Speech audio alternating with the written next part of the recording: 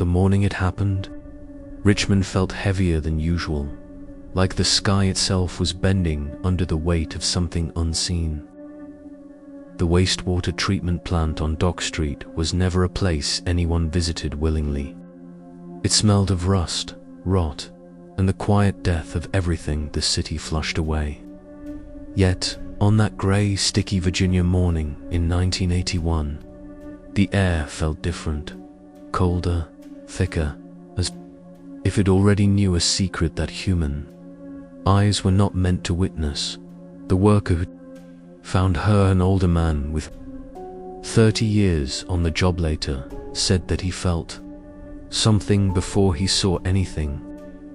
A pressure, a presence.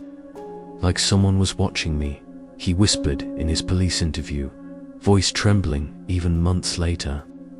He walked his usual route by the settling basin, kicking at loose gravel, cursing the humidity. The water below churned slowly, thick as soup, carrying with it whatever the city had thrown away overnight. Then something pale drifted near the concrete edge. At first, he thought it was a plastic bag, then a mannequin, and then, as it turned slightly with the current, the shape revealed itself with horrifying clarity. A human arm, a swollen shoulder, and then a face, bloated, silent forehead grazing the filthy water as if it were trying to breathe one last time. He froze. His heartbeat slammed against his ribs. For a moment, he couldn't even scream. He backed away slowly, as if afraid the dead woman might rise up and grab his leg. But she didn't move. She simply floated there, weightless, nameless, and forgotten when police arrived. Even hardened detectives flinched at the sight. She was young, perhaps, early to mid. Her hair, once brown or blonde, now clung to her scalp like strips of decaying seaweed. Her skin had taken on the pale, waxy texture of the waterlogged dead. The clothing she might have once worn was gone, stripped away by the river, or removed by the person who left her there. Two things immediately stood out. First, she had no signs of violence. No stab wounds. No gunshot. No marks of strangulation. No bruises that could easily explain her death. Second, she had a surgical hysterectomy scar. Perfect, clean, professional. Someone had removed her uterus, ovaries, and cervix years before she died. The medical examiner, a seasoned man not easily shaken, stared at her in silence for a long time before saying only one sentence. She wasn't a runaway. Someone owned her. That chilling declaration set the tone for everything that followed. The hysterectomy, a clue to a life shrouded in CONTOL. The operation wasn't sloppy. It wasn't the kind done in back alleys or on kitchen tables. This was a medical-grade procedure performed by a licensed surgeon under proper conditions. But that raised a far more disturbing question. Why would a young woman be given such a surgery? Doctors who examined the scar said she must have been under long-term medical supervision. They said her missing reproductive organs suggested three possibilities: a severe medical condition, but no medication traces or long-term treatment signs supported this theory. A voluntary surgery, but such extensive hysterectomies were extremely rare for women under 30 in the 1970s. An involuntary, institutional procedure, this possibility made every detective in the room go quiet, because in mid-century America, mental institutions had a dark and well-documented history of performing forced sterilizations on women they labeled as unfit, promiscuous, mentally defective, socially undesirable. Thousands of women, some as young as 13, were sterilized without consent. Some never left those institutions alive, some simply disappeared from records. Altogether, was she one of them? Her body seemed to whisper yes, The tattoo, 2 letters. A lifetime of cuestio in essen. Her left arm was a faint, crude tattoo. Doctor, not elegant. Not artistic. Not something someone would get willingly. The ink looked old, faded, almost institutional. Police spent months trying to decode it. Initials, a dormitory wing, a patient category, a classification mark from a long-forgotten hospital. Former psychiatric nurses contacted years later said something chilling. Some hospitals used lettering as patient labels. D, dependent R, retarded the cruel terminology of the time. If the letters were meant to be read together, doctor might have been a classification code from an institution that no longer existed, or worse, one that still existed, but had buried its records long before her body surfaced. Behavioral markers, scars of a life in sea. Analysis revealed deep calluses along her fingers and palms, the patterns of someone who repeated the same motions endlessly, rocking back and forth, tapping walls, gripping metal bed frames, sliding hands across rough surfaces. Possibly restrained for long periods, psychologists reviewing the case concluded she may have spent years, even most of her life in institutional care. This explained everything: her frail frame, her medical history, her outdated tattoo, her lack of dental maintenance, her absence from public records. She was a ghost long before she died. A woman whose life might have never existed legally, only physically. The face that would not echo with no identity. No fingerprints in any system, and no missing persons report to match. Investigators turned to reconstructing her face. The first clay model was hopeful, an attempt to give dignity back to someone stripped of everything. But when the second and third reconstructions were created decades later, something strange emerged. Each reconstruction looked like a different woman, yet all carried the same haunting sadness in the eyes. Why? Because her facial structure had unusual asymmetry, sign of developmental conditions or childhood trauma. One forensic artist said, "Her face, it feels like it carries a story. Something she wanted to say, but we can't hear it anymore." Every model captured a different version of her, like glimpses of a life lived in fractured pieces. But none brought her name back. She remained the Richmond Jane Doe, a title colder than the water she was found floating in. The police theory: she never had a CHA pieced together the fragments of her life like a puzzle missing most of its pieces. Their conclusion was brutal. She was likely released from a mental institution during the mass closures of the 1970s, a nationwide movement that shut down psychiatric hospitals and emptied thousands of patients into society with nowhere to go. Many became homeless. Many died. Many vanished. She may have been one of them, living on the streets, taking medication from whoever offered, trusting the wrong people, falling into the hands of someone who realized no one would ever come looking for her. She was the perfect victim, invisible, forgotten, untraceable. The final theory: a killer she debut, though her autopsy revealed no obvious signs of murder. Investigators believed she did not enter the water willingly.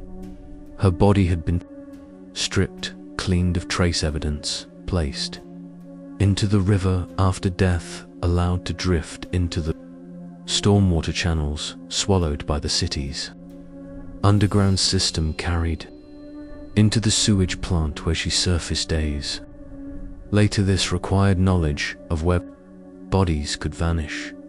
Was her killer a stranger? A caretaker? Another transient? A hospital employee? No one knew, but detectives agreed on one terrifying detail. She likely trusted the person who killed her, because her body carried no signs of struggle, no defensive wounds, no panic in the muscles. She was calm when she died, or numb, or medicated, or simply used to pain.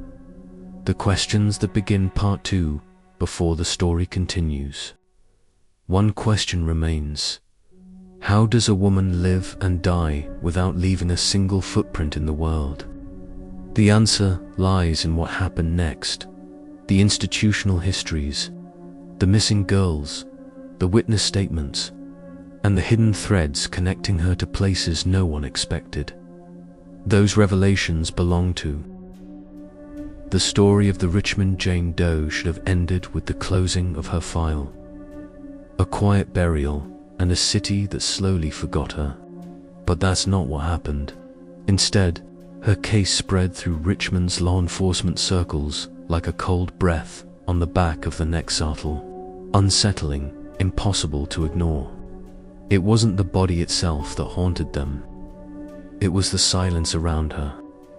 The absence, the void, as if she had lived an entire life behind a wall no one could see. The detectives in charge were not new to death. They had worked homicides, suicides, disappearances, and scenes so gruesome the public never heard about them. But something about her felt different. It felt incomplete, like the beginning of a story that had been ripped away from the middle. Every direction they looked into only opened more shadows, deeper corridors, unanswered questions, and a single theme kept emerging. Institutions, not hospitals in the modern sense, but the older ones, the ones built like fortresses, run like prisons, forgotten like cemeteries, and all roads kept pointing backward.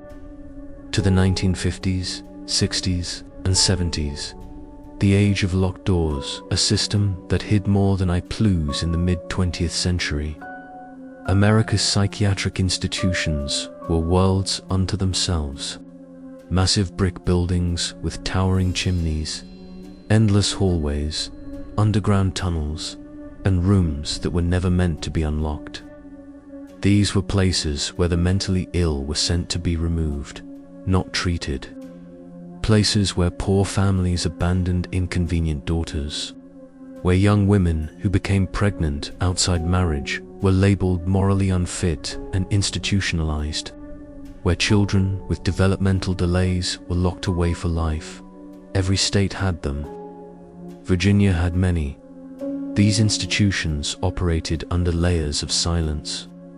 Nurses didn't question orders. Doctors didn't face oversight. Patients didn't have families who visited.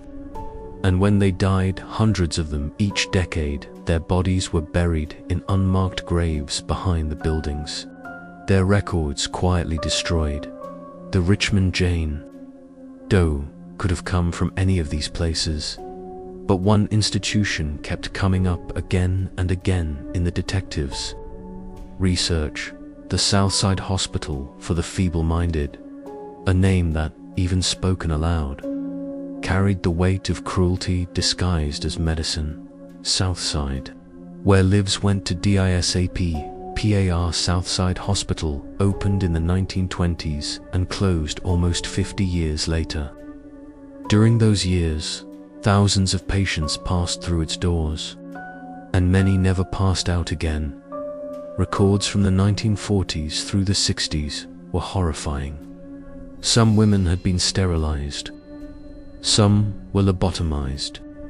Some were locked away simply for being poor, uneducated, rebellious, pregnant victims of assault difficult to manage, or simply inconvenient to their families. By the early 70s, the place had deteriorated into chaos. Patients wandered the halls naked. Medications ran out. One wing burned down under suspicious circumstances. And when the state finally shut the hospital down in 1974, hundreds of patients were simply released. Some couldn't speak. Some had no family. Some didn't even know their own names. They vanished into society, like ghosts. The Richmond Doe could have been one of them, but no one could prove it. Southside had burned down most of its paper records. The surviving files were incomplete, mislabeled, or locked under privacy laws. Still, one detail made detectives freeze. Many former Southside patients had small coded tattoos, letters inked into their skin for tracking. Sometimes one letter, sometimes two. One of the most common combinations was Dockerit was used internally to mark patients considered dependent, retarded, a cruel categorization. For those deemed permanently incapable of living independently, the Richmond Doe had those exact letters, but the detectives still needed more proof. Fading trail, the search for lost PAT. Investigation team began trying to track down anyone who had once worked at Southside. Most were old-some in nursing homes, some living in trailers, some barely able to remember their own names. But a few remembered things, and the things they remembered were horrifying. One retired nurse described how young women were often isolated for months at a time, sometimes years, placed in barren rooms where they rocked back and forth for hours, creating the same type of finger calluses that Doe had. Another recalled secret surgeries performed at night in wing C hysterectomies, forced sterilizations, hormone injections, many on women who had no idea what was happening to them. A former janitor, now in his late 80s, said something that made every detective sit still. Some of them weren't supposed to leave, but they did. They just walked out. No one noticed for days sometimes. When they got out, well, no one ever looked for them. The nurse added, "Those poor girls. Once they left, the world ate them alive." This aligned too perfectly with the Richmond Doe's physical and medical history. But there was still one more place to investigate: the closed wing. A hospital that still stood in RUIN's Southside. Hospital was abandoned, boarded up, left to rot behind a chain-link fence. Most people avoided it. Teenagers dared each other to explore it. The city threatened to demolish it for decades but never did. The detectives, accompanied by 2 officers and wearing masks against mold and asbestos, entered the building for the first time since its closure. The air inside was cold, still, and heavy with the smell of forgotten decades. Rusted bed frames lay toppled in hallways. Medical charts were scattered across the floor like dead leaves. Faded murals painted by patients still clung to the wall's flowers, suns. Crooked, smiling faces that looked more terrifying than comforting now. Then they reached Wing C. The surgical wing. The lights no longer worked. The tiles were broken. The ceiling had partially collapsed, but in one room, room 317, detectives found something that stopped them in their tracks. Row of patient photographs pinned to a bulletin.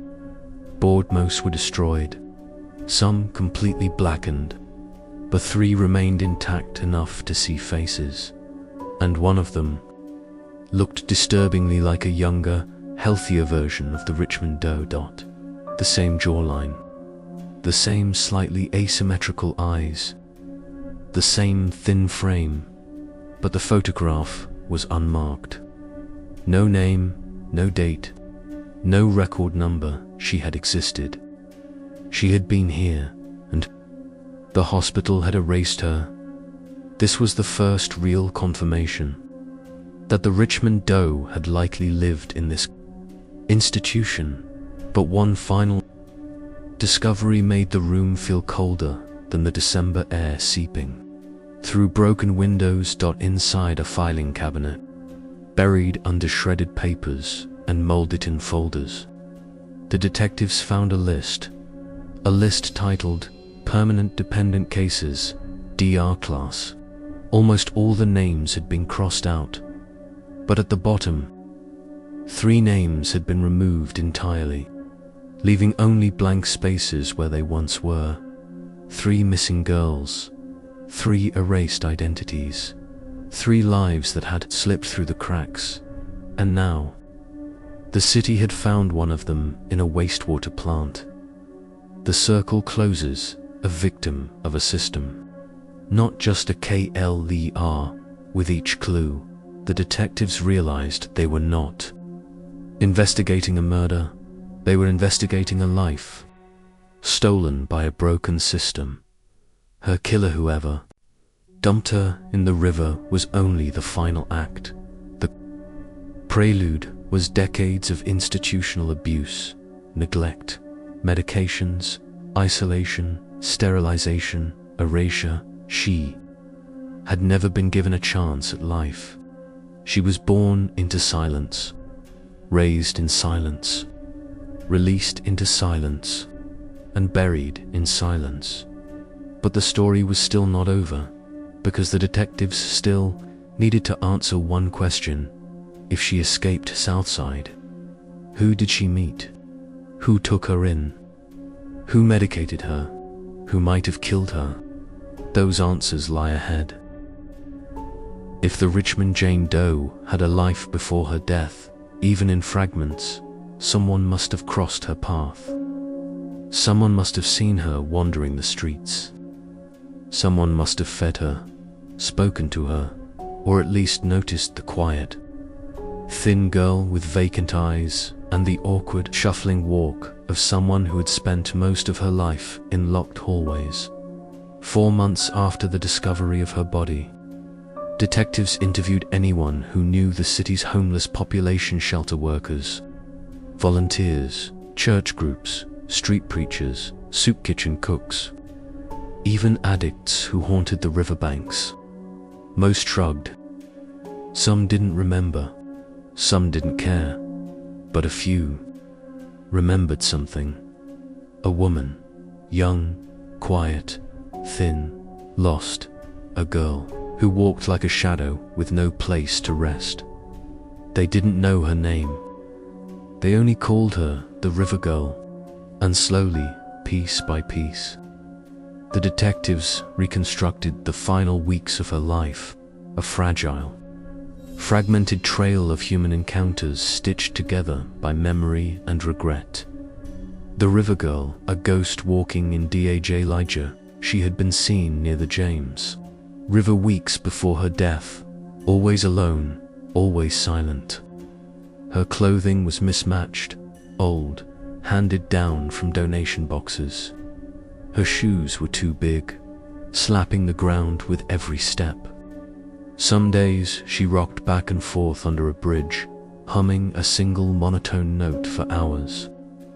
Other days she wandered through Monroe Park, watching pigeons as if they were the last living creatures she trusted.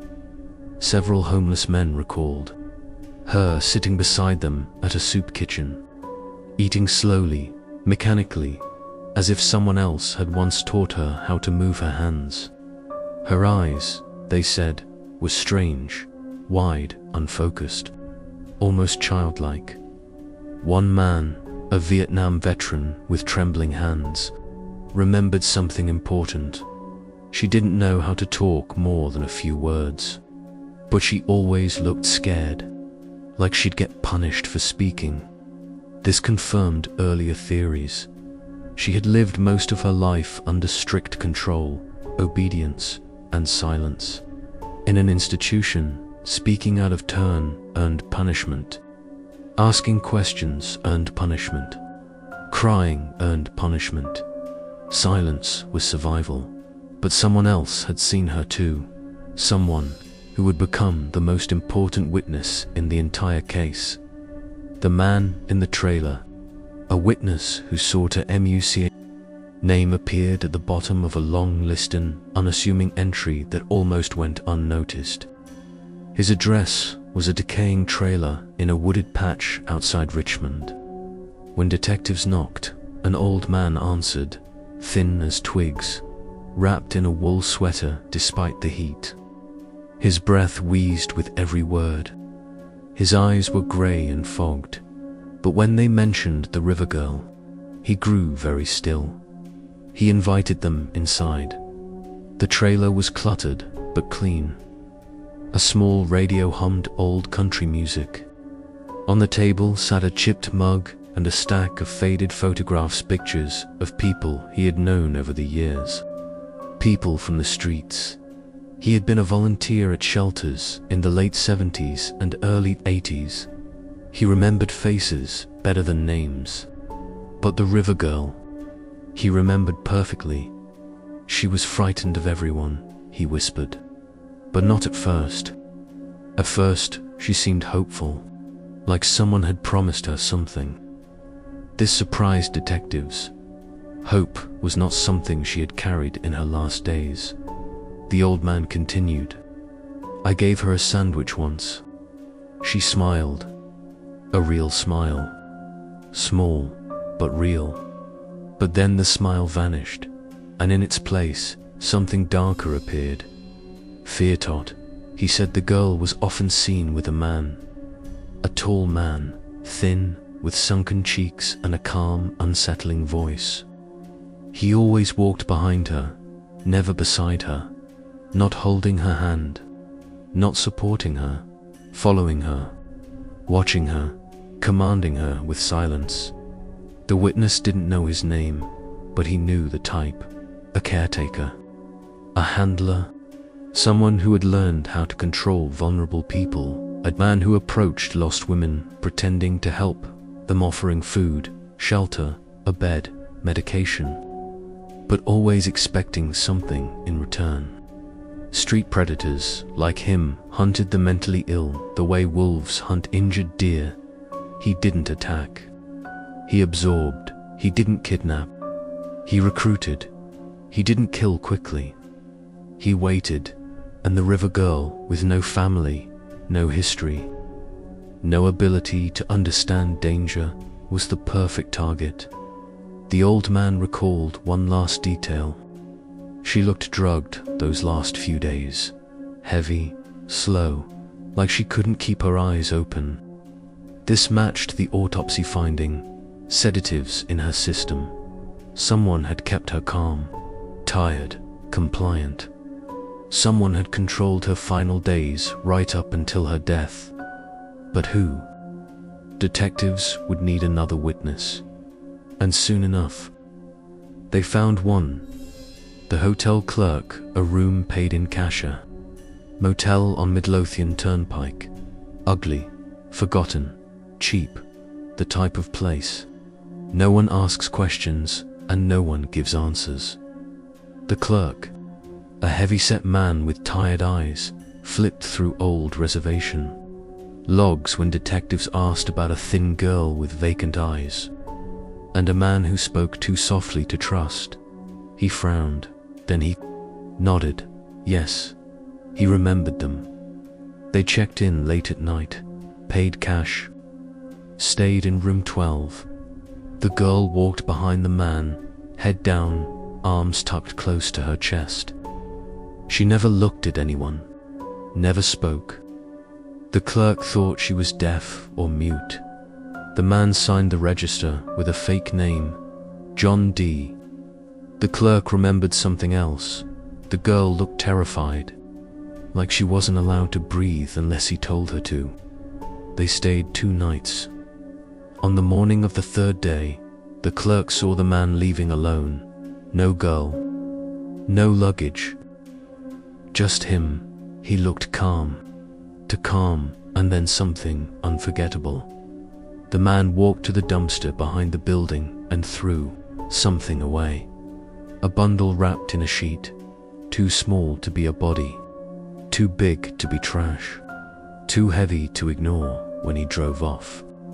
The clerk checked the dumpster. Inside was a woman's Blauschazendergorn hospital blanket and a hairbrush with strands of long brown hair. The detectives froze. The river girl had been stripped after death. The man had discarded her clothing. He had erased the last physical traces of her identity. But how had she died? The autopsy suggested either an overdose of sedatives, drowning, or a medical collapse. No sign of violence, no cuts, no broken bones. The detectives returned to the clerk, their voices calm but their questions sharp. "Did you ever see the girl again?" He shook his head, but then he added something that made every officer in the room turn cold. The man came back 2 weeks later, asking if anyone had been looking for him. I told him no, but the way he smiled, he knew exactly what he'd done. The suspect, a shadow with nitrogen monoxide, PSD. The man's description was too generic. His name was fake. There were no fingerprints, no vehicle information, no photographs. He had slipped into the girl's life quietly and left it. The same way, but the detectives still had one final possibility. The river. Several homeless men reported seeing the pair near the riverbank the week she vanished. One recalled seeing the girl sitting on the edge of the water while the man stood behind her. He spoke softly, like a teacher scolding a child. She nodded, staring at the water as if trying to understand it. Another man said he saw the man carrying a plastic bag filled with pill bottles. The labels had been removed. Other witnesses heard shouting one night, then splashes, then silence. No one intervened. No one remembered the date. No one knew exactly where it happened. The river does not keep memories. It only delivers bodies. The last theory, a death without a star Ujijalitha. Final conclusion, unofficial but widely believed, was this: the man sedated her, either unintentionally overdosing her or deliberately increasing the dose to keep her unconscious. She became unresponsive. He panicked. Or didn't. Either way, he carried her to the river, placed her in the water, watched as the current took her. No struggle, no screaming, no fight. Only silence. The same silence that followed her entire life. The same silence she had been trained to live in. And then the river carried her away, swept her through underground storm channels until she reached the wastewater plant, a place as forgotten as she had been. Her life had been erased, her name erased, her identity erased, but her story survived.